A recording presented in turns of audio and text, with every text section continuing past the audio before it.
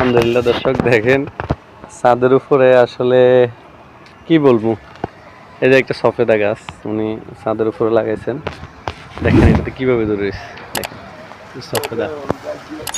দেখেন মানে থোকায় থোকায় একটা থোকায় কয়টা করে এবং কি ফুলও আসতেছে। এ দেখেন এই যে বড় সফেদা দেখছেন আপনার, দেখছেন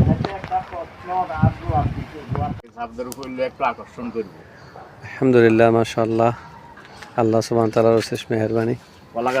দেখেন এটা আসলে তিন ফল। আমার এক নামাজি মানুষ, একসাথে আমরা নামাজ পড়ি, আজকে আমি ওনার বাগানে আসলাম। ওনার বাগানটা একটু দেখাই আপনাদেরকে।